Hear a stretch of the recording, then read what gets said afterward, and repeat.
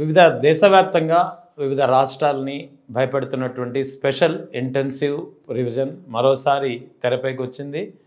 మరికొద్ది నెలల్లో ఏపీలో కూడా ఎస్ఐఆర్ ప్రక్రియ ప్రారంభం కానుంది. సో ఈ అంశంతో పాటు రాష్ట్రంలో జరుగుతున్నటువంటి వివిధ పరిణామాలపై కూలంకషంగా మాట్లాడేందుకు మనతో ఇప్పుడు ప్రముఖ సెఫాలజిస్ట్ ఇంద్రనీల్ గారు ఉన్నారు. సార్ నమస్తే సార్. నమస్తే సార్. ఏంటి సార్ ఎస్ఐఆర్ ప్రక్రియ ఏప్రిల్ నుంచి ప్రారంభమవుతుంది అంటున్నారు. సో అసలు ఎలా జరగబోతుంది, దీని యొక్క ప్రధాన ఉద్దేశం ఏంటి, అసలు ఎస్ఐఆర్ ప్రొసీజర్ ఎలా ఉంటుందో మాట్లాడాలి ఫస్ట్. అంటే ఫస్ట్ ఆఫ్ ఆల్ ప్రజలకి చాలా మందికి ఎస్ఐఆర్ అని అంటున్నారు, కానీ అసలు ఎస్ఐఆర్ ఏంటనేది చాలా మందికి తెలియకపోవచ్చు.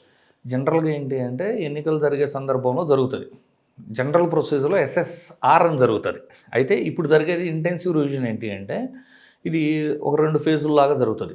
అంటే ఫస్ట్ ఆఫ్ ఆల్ బిఎల్ఓలకి ట్రైనింగ్ ఇస్తారు వాళ్ళు. ఎలక్షన్ కమిషన్ వచ్చి ముందు బిఎల్ఓలను ఐడెంటిఫై చేసి వాళ్ళకి ట్రైనింగ్ ఇచ్చిన తర్వాత ఓకే ఇది ఆన్లైన్ మోడల్లో జరగదు. ఫస్ట్ గుర్తుపెట్టుకోవాల్సింది ఏంటంటే ఎవ్రీథింగ్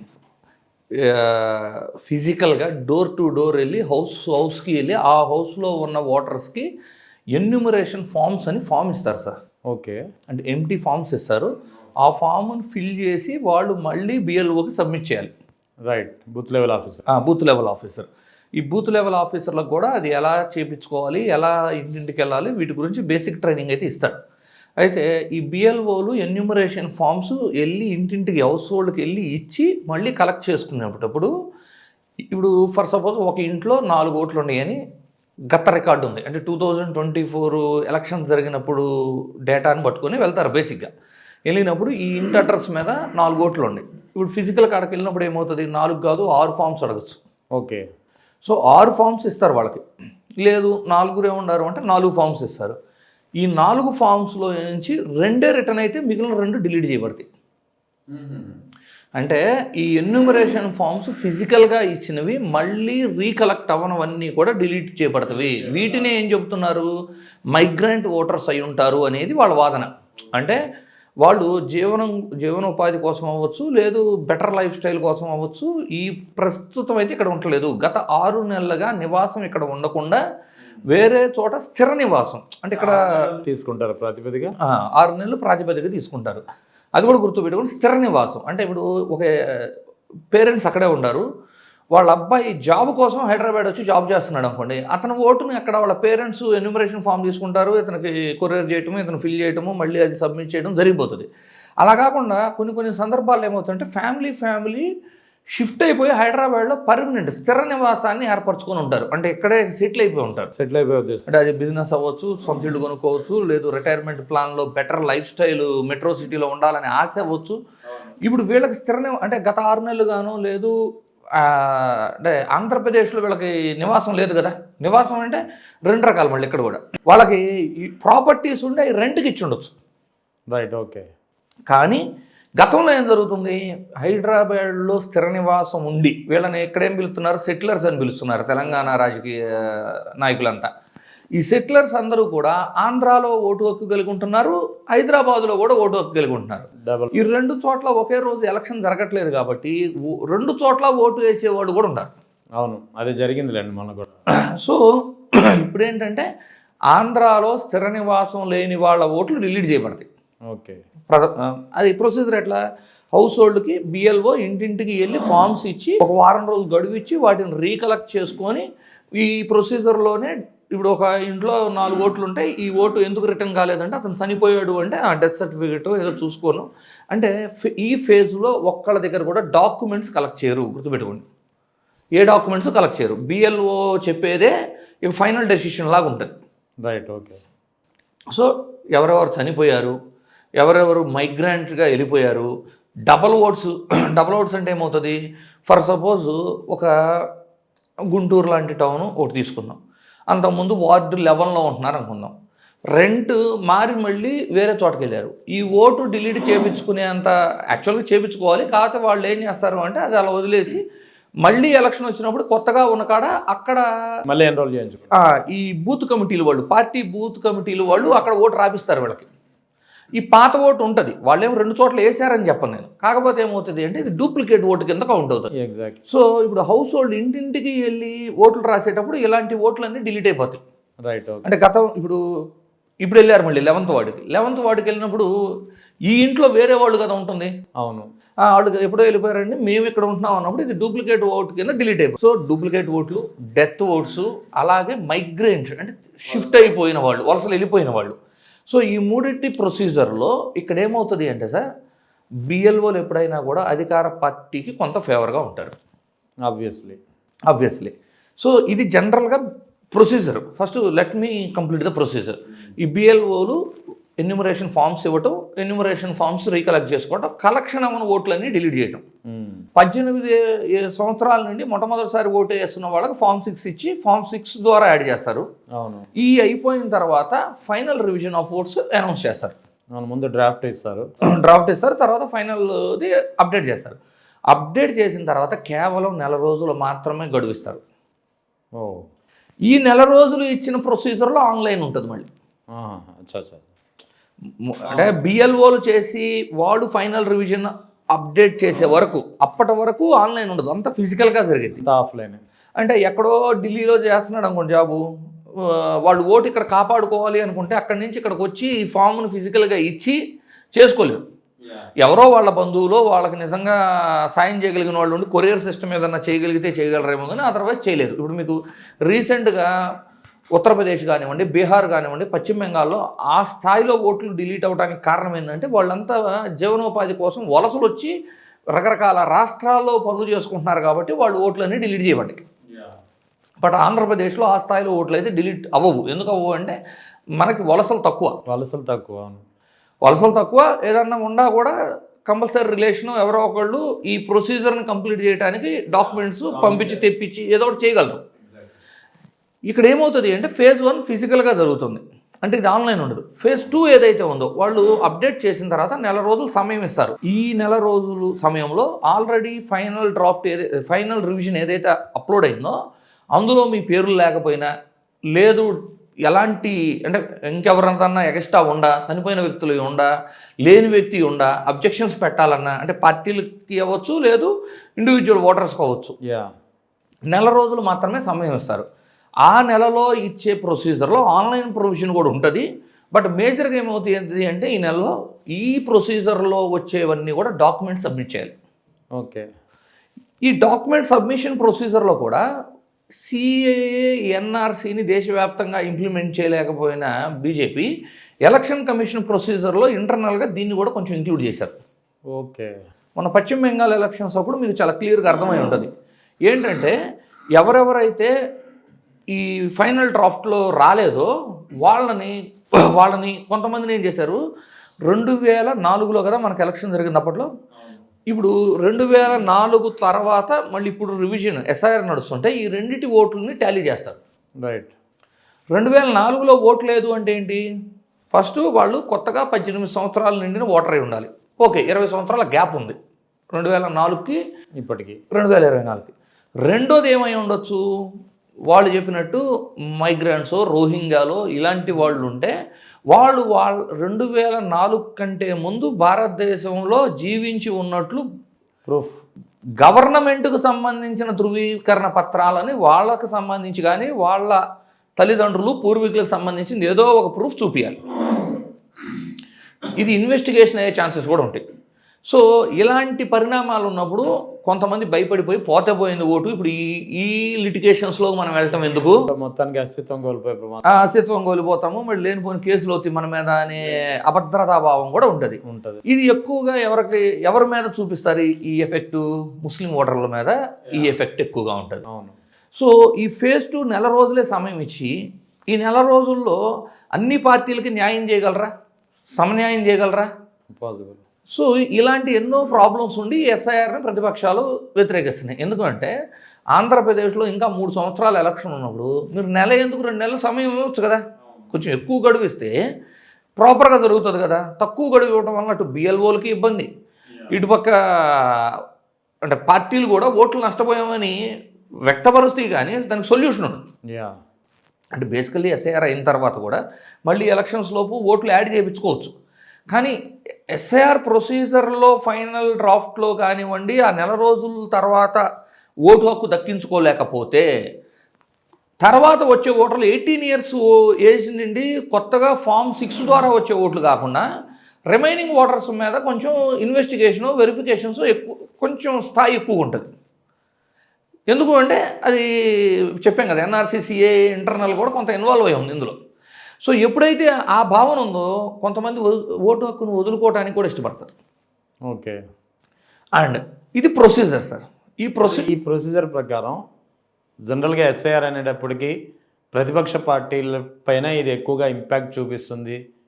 ప్రతిపక్ష పార్టీలు అంటే ఏదైతే కేంద్ర ప్రభుత్వంలో అధికారంలో ఉన్న ఎన్డీఏతర ప్రభుత్వాలు అధికారంలో ఉన్న చోట, లేదా వాటికి అగెయిన్స్ట్ ఉన్నటువంటి ప్రతిపక్షాల ఉన్న చోట వాటిపైనే ఎక్కువగా దీని యొక్క ఇంపాక్ట్ పడుతుంది, వాళ్ళే దీనిపై యొక్క ప్రభావం పడుతుంది అనేది ఒక వాదన గట్టిగా వినిపిస్తుంది. అందుకే జనరల్గా భయపడుతున్నాయి కూడా. అట్లా కాదు, అసలు మనం ఎస్ఐఆర్లో ప్రతిపక్షాలు చేస్తున్న ఆరోపణలు పక్కన పెడదాం. ఫస్ట్ బేసికల్గా ఆలోచించండి, వలసలు ఎవరు వెళ్తారు? ఉపాధి కోసం. అదే ఎవరు వెళ్తారు? ఉపాధి కోసం వెళ్ళేవాళ్ళు అంటే కంప్లీట్లీ పావర్టీ లైన్లో బిలో బీపీఎల్ పీపులే కదా. బిలో పావర్టీ లైన్ ఉన్న వాళ్ళు ఉపాధి కోసం వలసలు వెళ్తారు. అవును. ఉపాధి కోసం సొంత ప్రాంతం వదిలి వెళ్ళే వ్యక్తి అధికార పార్టీకి అనుకూలంగా ఉంటాడా, వ్యతిరేకంగా ఉంటాడా? వ్యతిరేకం ఆబ్వియస్లీ. సో వలస వెళ్ళిన ఓటర్లందరూ కూడా కేంద్రంలో ఉన్న బీజేపీకి, రాష్ట్రంలో ఉన్న కూటమి ప్రభుత్వానికి వ్యతిరేక ఓటరే కదా. అంతే. మనం అసలు ప్రతిపక్షాలు చేసే ఆరోపణలు పక్కన పెడతాం సార్. Simple logic. ఉపాధి కోసం సొంత ప్రాంతాన్ని వదిలి వేరే ప్రాంతానికి జీవించడానికి వెళ్ళాడు అంటే అధికార పార్టీ మీద, ప్రభుత్వం మీద వ్యతిరేకత 200% ఉంటుంది. ఎగ్జాక్ట్లీ. సో అతని ఓట్లు ఇప్పుడు మైగ్రెంట్స్ అనుకుంటూ, స్థిర నివాసం ఇక్కడ లేరు అనుకుంటూ, నిజంగానే వాళ్ళ పరిస్థితి ఎలా ఉంటుంది? సొంత ఇల్లు కూడా ఉండదు వాళ్ళకి. అవునండి. ఇప్పుడు జగన్మోహన్ రెడ్డి గారు ఏదో 34 లక్షల మందికి ఆంధ్రప్రదేశ్లో ప్రతి ఒక్కళ్ళకి ఒక గజంలో ఉన్న సొంత ఇల్లు ఉండాలి అనే ఒక సదుద్దేశంతో ఆ ప్రోగ్రాం చేశారు కానివ్వండి. మీరు చాలా రాష్ట్రాలు తీసుకున్నా, లేదు ఇప్పటికి ఆంధ్రప్రదేశ్లో ఆ ప్రొసీజర్లో కూడా ఇల్లు కంప్లీట్ అవ్వని వాళ్ళు అవ్వచ్చు. సొంత ఇల్లు లేని వాళ్ళు ఎంతమంది ఉంటారు? ఈ ఉపాధి కోసం వెళ్ళేవాళ్ళు అంతా 99% పీపుల్ సొంత ఇల్లు లేనివాళ్లే కదా. రేపు ఒక ఉత్తరప్రదేశ్ని ఎగ్జాంపుల్ తీసుకుందాం. సొంత ఇల్లు లేక ఉపాధి కోసం హైదరాబాద్ వచ్చి పని చేసుకుంటున్నారు. ఆయన ఓటును అక్కడ ఎవరు కాపాడగలరు? ఇక్కడ ఎవరైనా నోటు ఇవ్వగలరా? సో ఇవన్నీ కూడా అధికారంలో ఉన్న బీజేపీకి, ఆంధ్రప్రదేశ్లో అధికారంలో ఉన్న కూటమి ప్రభుత్వానికి వ్యతిరేకమైన ఓట్లే. So SIR procedure through delete చేయబోయే ఓట్లన్నీ కూడా 99% ప్రభుత్వ వ్యతిరేక ఓటు. సో అది 200% వాళ్ళకి, అంటే అధికార పార్టీలకి లబ్ధి చేస్తున్నట్టే కదా. అది కాకపోతే ఏంటంటే ప్రతిపక్షాలు ఆరోపించడం కాకుండా ప్రజలు ఆలోచించే విధంగా ఎక్స్ప్లెయిన్ చేయలేకపోవడం ప్రతిపక్షాలు తప్పు. ఇక్కడ కూడా చూడండి, ప్రొసీజర్లో మేజర్ టఫ్ సిచ్యువేషన్ ఎక్కడ ఉంటుంది? గ్రామీణ ప్రాంతాల్లో ఎస్ఐఆర్ వలన ఏ ఇంపాక్ట్ ఉండదు సార్. ఎందుకంటే గ్రామాల్లో ప్రతి ఇంట్లో ఎవరు ఉంటారు అంటే అక్కడ రెంట్ వచ్చిద్దని ఎక్స్ట్రా ఇల్లు ఎవరు కట్టుకోరు, గుర్తుపెట్టుకోండి గ్రామాల్లో. అవును, కరెక్టే.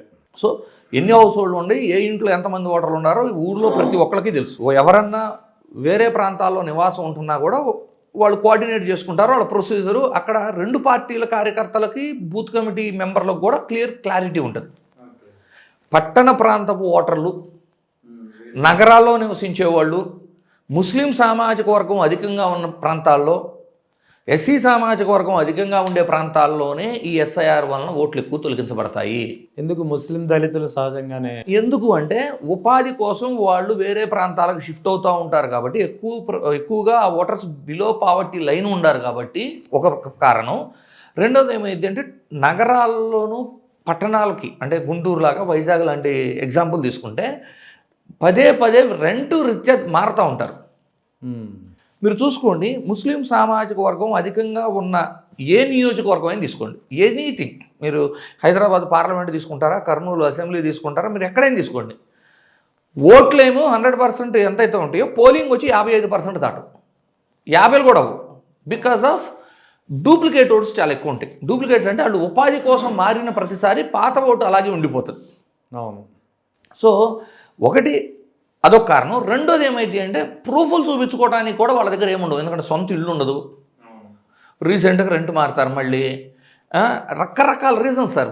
వాళ్ళ ఓటును దక్కించుకోవడానికి కూడా చాలా టఫ్ సిచ్యువేషన్ ఫేస్ చేయాల్సిన పరిస్థితి ఉంటుంది. సో మీకు జనరల్గానే ఓటింగ్ పర్సంటేజ్లు తక్కువ. చివరికి బూత్ కమిటీ మెంబర్లు కూడా ఏదైనా పార్టీని మీరు కావాలంటే ఎంక్వైరీ చేసుకోండి. పట్టణాల్లో, నగరాల్లో బూత్ కమిటీ మెంబర్లు కూడా డైరెక్ట్గా ఓటర్ని యాక్సెస్ చేయలేరు.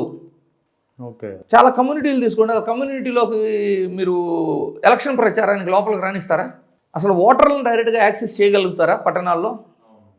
ఒక విజయవాడ తీసుకున్నాం ఎగ్జాంపుల్. ఒక విజయవాడలో ఒక పర్టిక్యులర్ డివిజన్ తీసుకుంటే ఆ డివిజన్లో ఉన్న ఓటర్స్ని ఎవరైతే కంటెస్ట్ చేస్తున్నారో అందరూ ఓటర్లని కనీసం ఒకసారి టచ్ చేయగలరా? అంటే టచ్ మీన్ క్యాన్వాస్ కోసం టచ్ చేయగలరా? సో పట్టణాల్లో జనరల్గానే టఫ్ సిచ్యువేషన్ ఉంటుంది. ఆ పట్టణాల్లో కూడా ఎక్కడ ప్రాబ్లం ఉంటుంది? ముస్లిమ్స్, దళితులు అధికంగా ఉండే ప్రాంతాల్లోనే ఎక్కువ ప్రాబ్లం ఉంటుంది. నేను ఎందుకు ఈ ఎగ్జాంపుల్ మీకు చెబుతున్నానంటే, ఒక గ్రామం మళ్ళీ తీసుకోండి. ఒక అతను పర్మనెంట్గా హైదరాబాద్ షిఫ్ట్ అయిపోయి ఉన్నాడు. మన ఊళ్ళో మెజారిటీ కోసం అతను ఓటు రాపిస్తారు. ఊళ్ళో వాళ్ళ బంధువులో అక్కడ ఉన్న పొలిటీషియన్లో ఇతను మన పార్టీయే కాబట్టి, మన కులస్తుడు కాబట్టి మనం ఓటు రాపిద్దాం, ఆ రోజు వస్తాడు ఓటు వేస్తాడని రాపించి పెట్టుకుంటారు. ఆ విధమైన అండర్స్టాండింగు, ఆ కంఫర్ట్ జోను పట్టణాల్లో, నగరాల్లో జీవించే బిలో పావర్టీ లైన్ పీపుల్కి ఉండదు. సో ఇక్కడ ఏ విధంగా మీరు తీసుకున్న నష్టం అనేది ప్రతిపక్ష పార్టీ ఓట్లకు మాత్రమే అధికంగా ఉంటుంది. తర్వాత ఉన్న నెల రోజుల్లో కూడా ఒకవేళ వీళ్ళు ఈ ఓట్లు డిలీట్ చేయబట్టే యాడ్ చేయమంటే బిఎల్ఓ డెఫినెట్లీ అబ్జెక్ట్ చేసే అవకాశాలు ఉంటాయి. ప్రూఫ్లు అడుగుతారు. ఆ ప్రూఫ్లు ఇవన్నీ నెల రోజుల్లో కంప్లీట్ అవ్వలేదనుకోండి, డెఫినెట్లీ డిలీట్ అయిపోతుంది ఆ ఓటు. సో దీనికి కూడా ప్రొసీజర్ ఉంది. బిఎల్ఓలు సహకరించకపోతే డైరెక్ట్ కలెక్టర్కి కంప్లైంట్ చేసుకోవచ్చు.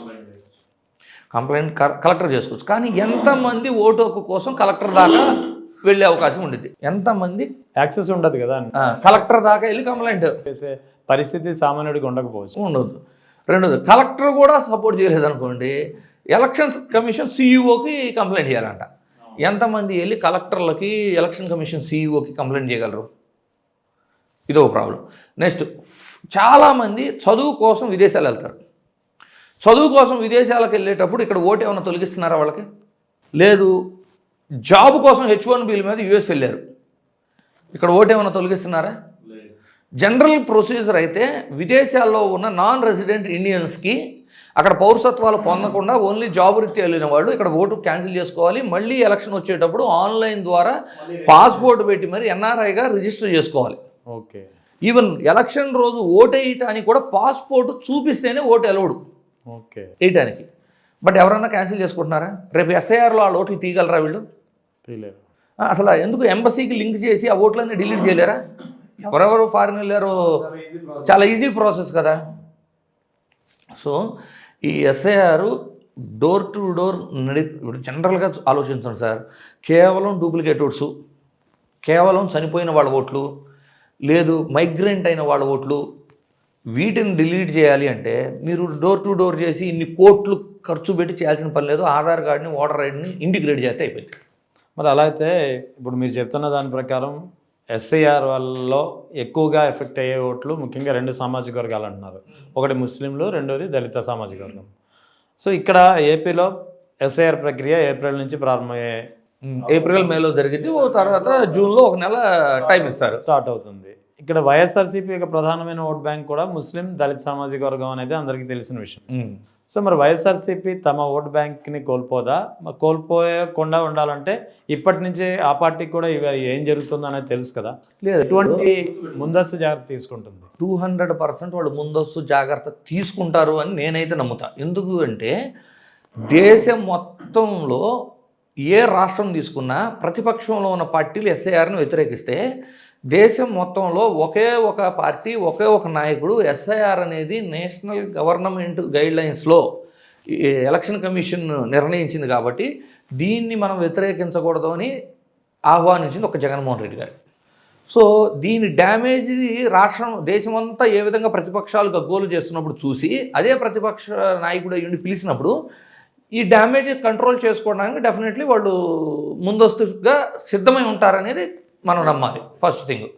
రెండోది, వాళ్ళకి ఈ ఓట్లు కాపాడుకోవాల్సింది ఎంత అవసరం ఉందో వాళ్ళకు ఒక బెనిఫిట్ ఉంది ఇందులో. హైదరాబాదు, బెంగళూరులో స్థిరపడిపోయిన సెటిలర్స్ ఎవరైతే ఇప్పటికీ ఆంధ్రాలో ఓటు హక్కు కలిగి అక్కడ ఓట్లు వేస్తున్నారో, అంటే స్థిర నివాసాలు పర్మనెంట్గా షిఫ్ట్ అయిపోయారు ఆంధ్రప్రదేశ్ నుంచి, అంటే వీళ్ళల్లో మోర్ దాన్ 80% కూటమి ప్రభుత్వం మద్దతుదారులు ఉన్నారు. Okay, right. సో ఆ ఓట్లు డిలీట్ చేయించుకోగలిగితే చాలు. 200% వైఎస్ఆర్సీపీ గెలుపు ఈజీ అయిపోయింది కదా. సో ఎస్ఐఆర్లో ఉన్న ప్రాబ్లమ్స్ని అడ్రస్ చేస్తూనే ఎస్ఐఆర్ ద్వారా తమ ప్రతికూల ఓటు, అది కూడా ఎప్పుడో అంటే ఆంధ్రప్రదేశ్ వదిలేసి స్థిర నివాసాలు హైదరాబాదు, బెంగళూరు లాంటి నగరాల్లో ఏర్పరచుకున్నారో వాళ్ళ ఓట్లు డిలీట్ చేయించుకోగలిగితే వైఎస్ఆర్సీపీ విషయం చాలా ఈజీ అవుతుంది. రైట్. అయితే ఇప్పుడు మీరు ఇందాక ఎస్ఐఆర్ గురించి ప్రాసెస్ గురించి చెప్తూ for the last 6 months criteria తీసుకుంటారన్నారు కదా, వేర్ హీస్ స్టేయింగ్ అన్నది, రిసైడింగ్ అన్నది. సో అదే ప్రతిపదిక అయితే పవన్ కళ్యాణ్ పరిస్థితి ఏంటి? మరి ఆయన ఓటు ఎక్కడ ఉంది, ఎక్కడ ఓటు అయింది పోతుంది? మీరు పవన్ కళ్యాణ్ ఒక్కళ్ళని ఎందుకు ప్రశ్నిస్తున్నారు? లోకేష్ గారిది ఎక్కడ ఉంది, చంద్రబాబు గారిది ఎక్కడ ఉంది? ఈ ముగ్గురు కూడా ఇప్పుడు స్థిర నివాసాలు కట్టుకుంటున్నారు. గత 20-30 ఏళ్ళు చరిత్ర తీసుకున్న వీళ్ళంతా హైదరాబాదే కదా. అవును. కేవలం ఓటు కంటెస్ట్ చేస్తున్నారు, ఎక్కడ కంటెస్ట్ చేస్తే అక్కడ ఓట్లు రాయించుకుంటున్నారు. అంటే ఇది కూడా ఒక ప్రొవిజన్ ఉంది, మనం కంటెస్ట్ చేసే ప్రాంతంలో అభ్యర్థి ఓటు ట్రాన్స్ఫర్ చేయించుకోవచ్చు. యా. ఇంకోటి ఏంటి, మనకు Form 6, Form 7 డిలీషన్ ఎలాగో Form 8 అని మన ఓటు ట్రాన్స్ఫర్ చేయించుకోవచ్చు. సో ఇప్పుడు ఎస్ఐఆర్లో ఫైనల్ వచ్చిన తర్వాత కూడా ఎస్ఐఆర్ తర్వాత ఎలక్షన్ల మధ్యలో కూడా మళ్ళీ కొత్త ఓట్లు యాడ్ అవ్వటం, డిలీట్ అవ్వటం, మళ్ళీ ఈ Form 8 ద్వారా హైదరాబాదు నుంచి ఆంధ్రప్రదేశ్కి ఓటు ట్రాన్స్ఫర్ చేయించుకోవచ్చు. ఓకే. ఈ ఎస్ఐఆర్ అయిపోయిన కాడ నుంచి కూడా కొంచెం క్షుణ్ణంగా వీటి మీద ఫోకస్ చేసి చూసుకుంటున్నారు. సరే, ఇప్పుడు ఎస్ఐఆర్ ప్రక్రియ గురించి ఇలా ఉంటే చాలా అంటే గత ఎన్నికల్లో, ముఖ్యంగా 2024 ఎన్నికల్లో Form 16, Form 20 రెండు ఉన్నాయి కదా.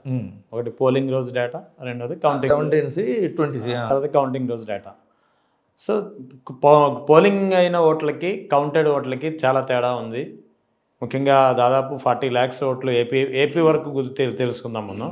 ఏపీ వరకు అయితే ఒరిస్సాలో కూడా జరిగిందనే ఆరోపణలు ఉన్నాయి.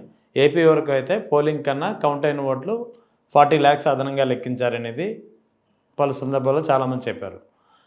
So maybe that is one of the reason where YSR Congress party last the election. అంటే అటువంటప్పుడు ఎలక్షన్ కమిషన్ మీద వైఎస్ఆర్ కాంగ్రెస్ పార్టీ ఎందుకు ఫైట్ చేయలేదు అనేది ప్రధానంగా చాలామంది నన్ను కూడా అడిగారు. అంటే ఇక్కడ ఏమవుతుంది అంటే సార్, ఎప్పుడైతే ఈవీఎంలు 2004లో ఇంట్రడ్యూస్ అయినట్టున్నాయి, ఈవీఎంలు ఎప్పుడైతే 99 ఎగ్జాక్ట్ గుర్తులేదు, కాంగ్రెస్ ప్రభుత్వంలోనే స్టార్ట్ అయింది ఈవీఎం అనేది. ఎప్పుడైతే ఈవీఎంలు వచ్చినాయో, ఈవీఎంలు వచ్చిన తర్వాత ప్రతి ఎలక్షన్కి ఎలక్షన్ గైడ్లైన్స్ మారుతూ ఉన్నాయి. స్టాండర్డ్ ప్రొసీజర్ ఆపరేషన్స్ అనేవి ప్రతి ఎలక్షన్కి మారుతున్నాయి. సో 2014లో ఉన్న రూల్స్కి 19కి వచ్చే టయానికి మళ్ళీ వీవీప్యాట్ స్లిప్పులు ఫిజికల్గా రావటము, అవును, ఇట్లా ప్రతిదానికి మారుతూ ఉంది. మోర్ ఓవర్ ఏంటి, అధికారంలో ఉందేమో వైఎస్ఆర్సీపీ 2024 ఎన్నికల కంటే ముందు ఫస్ట్. రెండోది ఏంటి, ఎలక్షన్ ఆఫీసర్లు ఎవరైతే ఉన్నారో బూత్ లెవెల్లో వాళ్ళు 17C ఫామ్లు అయితే ఇచ్చారు. ఇచ్చినప్పుడు ఫస్ట్ ఆఫ్ ఆల్ ప్రతి ఎలక్షన్కి కొత్తగా రూల్స్ మారుతున్నప్పుడు అవేర్నెస్ లేక వీళ్ళు ఏంటంటే అసలు ఇప్పుడు చూడండి, జనరల్గా మీరు కావాలంటే, అంటే నేను ఇది చాలామంది పోలింగ్ ఏజెంట్లతో మాట్లాడి చెక్ చేసుకున్న తర్వాత చెబుతున్న ఇన్ఫర్మేషన్. ఓకే.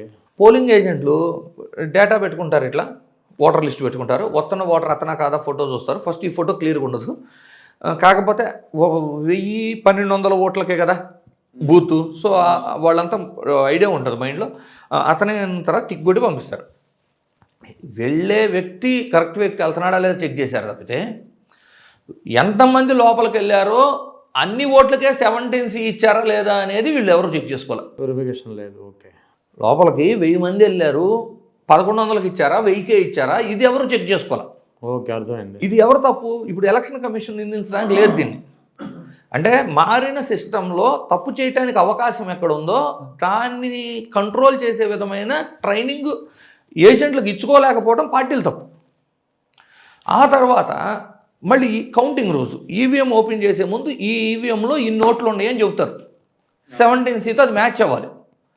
సో అసలు 17C ఫార్ములు కలెక్ట్ చేసుకున్నారు, కానీ ఈ కన్సాలిడేటెడ్గా ఒక ఎమ్మెల్యే అభ్యర్థి దగ్గరికి మొత్తం తెచ్చి ఇవ్వలేదు అసలు. ఇది కూడా వీళ్ళ తప్పే. అవును. సో ప్రూవ్ చేసుకోవడానికి, చెక్ చేసుకోవడానికి ఉన్న ప్రొవిజన్స్ కూడా వీళ్ళు మిస్లీడ్ అవటం వలన వీళ్ళు ఎలక్షన్ కమిషన్ మీద ఫస్ట్ పోరాడాలి. First thing. ఇంకోటి ఏమంటారు, మీరే అధికారంలో ఉండి ఇన్ని తప్పులు జరిగినాయి అంటే మీ చేతకాంతనం అని కూడా అంటారు కదా. సో నెంబర్ ఆఫ్ ఫ్యాక్టర్స్ ఉన్నాయి. ఎప్పుడు వీళ్ళు రియలైజ్ అయ్యారు అంటే ఈ ప్రొవిజనల్ ఓటింగ్కి ఫైనల్ ఓటింగ్కి దేశమంతా మిగిలిన రాష్ట్రాల్లో 0.5% డిఫరెన్స్లు కూడా లేనప్పుడు ఆంధ్రప్రదేశ్లో ఇంకా 12%. 12.54% తేడా ఎప్పుడైతే క్లియర్గా వీళ్ళు అబ్జర్వ్ చేశారో, అది కూడా 4 రోజుల తర్వాత అనౌన్స్. చాలా బూతుల్లో జరిగిన ఇన్సిడెంట్స్ చూశారు. ఇవన్నీ వచ్చిన తర్వాత వీళ్ళకి అర్థమైంది. ఇప్పటికి కూడా ఏంటంటే రేపు మెయిన్గా వైఎస్ఆర్సీపీ కార్యకర్తల భయం ఏంటంటే 2029లో కూడా ఈవీఎంతోనే ఎలక్షన్ వెళ్తే ఎలా గెలుస్తాం, అంతే కదా, జనరల్గా ఉంది ఆ భయం అయితే. సో దీనికి కూడా సొల్యూషన్ ఏంటంటే ఇప్పటి నుంచి పోరాడాలి. 100కి 100% వీవీప్యాట్ స్లిప్పులు లెక్క పెట్టాలి అని పోరాడితే ఈవీఎం అంటే సాఫ్ట్వేర్ మార్చగలరు. ఇప్పుడు మనం కళ్ళ ముందు ఫిజికల్గా మనం ఎవరు కోటేసామో ఆ గుర్తుతో సహా స్లిప్ వెళ్ళి బాక్స్లో పడుతుంది వీవీప్యాట్ స్లిప్. ఆ బాక్సుల్ని స్టోర్ చేసి ఆ బాక్సుల్లో ఉన్న వాటిని లెక్కిస్తే it's almost equal to ballot. కానీ లాస్ట్ టైం బాలినేని శ్రీనివాసరెడ్డి కోర్టుకి ఛాలెంజ్ చేసి బాలినేని గారు వెళ్ళారు, వీవీప్యాట్ బెల్లాన్ చంద్రశేఖర్ గారు వెళ్ళారు. ఈసీ ఒప్పుకోలేదు, మోడల్ వీవీప్యాట్స్ లెక్కిస్తామన్నారు. చాలా తప్పులు జరిగినాయి సార్. ఇప్పుడు అవన్నీ చెబితే మళ్ళీ ఒక 1 అవర్ చెప్పచ్చు. ఏది 2024 ఎలక్షన్లో జరిగిన తప్పులు, ఆ తప్పులు కేవలం ఆంధ్రప్రదేశ్లో జరిగిన తప్పులు చెప్పచ్చు. అంటే దేశమంతా జరగకుండా ఓన్లీ ఆంధ్రప్రదేశ్లో జరిగిన తప్పుల గురించి 1 అవర్ మాట్లాడచ్చు మనం. Okay okay. సో ఇప్పుడు ఇంకొకటి, మనం ఎస్ఐఆర్ ప్రొసీజర్లో ఇంకొక క్రూషియల్ థింగ్ ఉంది సార్, అందరూ గుర్తుపెట్టుకోవాల్సింది ఏంటంటే ఈ ఎలక్షన్ ప్రొసీజర్లోనే బూతులు ఎక్కడ అనేది కూడా ఫైనలైజ్ చేస్తారు వాళ్ళు. ఓకే. మ్యాక్సిమం 1200 ఓట్లు దాటకుండా బూత్ అంటే పోలింగ్ బూత్ ఎక్కడ అనేది కూడా ఈ ఎస్ఐఆర్లో ఫైనలైజ్ అయింది. సగం ఎలక్షన్ అక్కడ అయిపోయింది. ఇప్పుడు అధికార పార్టీకి బలంగా ఉన్న కాడ బూతులు పెట్టారనుకోండి, ప్రతిపక్ష పార్టీ వాళ్ళు ఓటర్లు వచ్చినప్పుడు వాళ్ళు దాడులు చేయడానికి అనుకూలంగా లేదు, ఆ ప్రాంతంలోకి వెళ్ళి ఓటేయాలంటే భయపడటం, రాళ్ళు ఎసరటం, తిట్టడం, రకరకాల సిచ్యువేషన్స్ ఉంటాయి. ఇంకోటి ఏంటి, 3-4 ఇప్పుడు సాయంత్రం 3-4 అయింది మధ్యాహ్నం, ఏజెంట్లు బయటకు లాగి రిగ్గింగ్ స్టార్ట్ చేస్తారు. ఎప్పుడు 10 బూతులు కలిపి అధికార కూటమి యొక్క ఆధిపత్యాన్ని చెలాయించగలిగే చోట బూతులు ఇచ్చారనుకోండి, ప్రతిపక్ష పార్టీ పోరాడలేదు 3-4 తర్వాత లాస్ట్ 2 అవర్స్లో. సో ప్రతిపక్ష పార్టీలు ఇప్పుడే ఈ ఎస్ఐఆర్లోనే బూతుల అలాట్మెంట్ దగ్గర కూడా క్లీన్ అబ్జర్వేషన్ చేసుకుంటూ అబ్జెక్ట్ చేసి న్యూట్రల్గా ఉండే ప్లేస్లో పెట్టించుకోగలగాలి. అదర్వైజ్ ఇది కూడా డ్యామేజ్.